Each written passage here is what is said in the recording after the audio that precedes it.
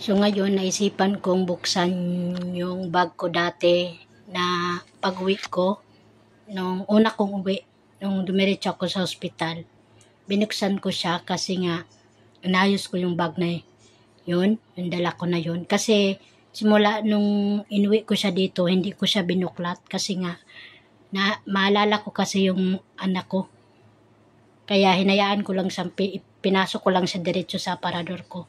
So ngayon, dahil wala akong magawa, naisipan ko siyang buklatin at yun, medyo masakit-sakit sa dibdib dahil nga naalala ko na naman yung anak ko at nakita ko yung laruan niya, napasok pala dito yung stop toy niya na bigay ng amo ko, nadala ko ulit pala dito, and then nakita ko tong wallet na to, tapos pagbukas ko, meron pa palang pera dito guys, yan siya guys oh.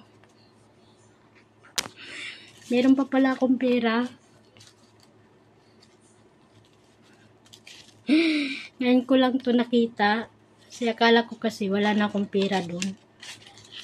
Sa bag na yun. So ngayon ko lang siya ngayon ko lang naalala na may pera pala akong nilagay dito.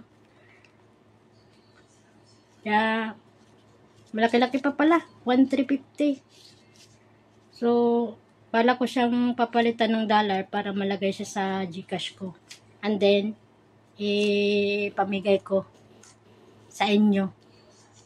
Kung sinong makakuha, deserving. Mamimili ulit ako. Pag makalabas ako, papalitan ko siya ng dollar para malagay siya sa GCash ko. Malaki-laki din to, 1,350. So, pag hindi mo talaga hinayaan mo lang, ganyan, makalimutan mo na lang na may pera ka pa palang ganun. Ganun kasi ako parang wala na akong pera doon, ganun. Yan. Kakalimutan ko na lang. Kaya marami din akong mga barya sa coin fairs na puno din. Nandun pinasok ko lang. Hindi ko na ipakita sa inyo. So, masakit lang kasi hindi ko siya binuklat. Ngayon ko lang binuklat. Sa tagal-tagal na, 'di ba? 2 months, 3 months na ako dito. Ngayon ko lang siya nabuklat. Kasi hindi ko nga siya binuklat, guys. Yung bag ko na yun, nadala ko nung unang uwi ko na dumiretso ako sa hospital. Dahil nga naalala ko kasi yung anak ko. Ngayon nasasaktan yung dibdib ko. Kaya ngayon ko lang siya kayang buksan. Kasi chinek ko kasi din yung ID ko. Nahanap ko yung ID ko na SS. So, nalungkat natin lahat. Tapos nakita tayo, may pira pa pala ako. So, ngayon, masaya ako kasi may ipamimigay ako sa inyo. Ipamimigay ko to sa inyo. Pili ako kung sino ang deserving na bigyan ito. Kaya, ano pang hinihintay nyo? Mag-share, mag-like lang sa post ko kasi next Sunday, lalabas ako at papalitan ko to. Papalitan ko to ng dollar para malagay natin sa GCash. Ganun. So, yun lang. Share ko lang. Medyo masakit lang yung dibdib ko kasi nga naalala ko na naman yung anak ko nung nasa hospital kaming dalawa.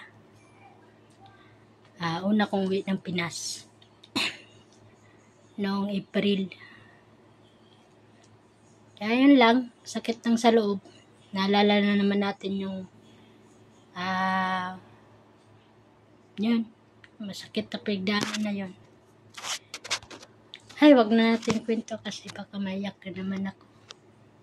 Yun lang, sa deserve, mamimili ako ng mga followers ko na mabigyan nito.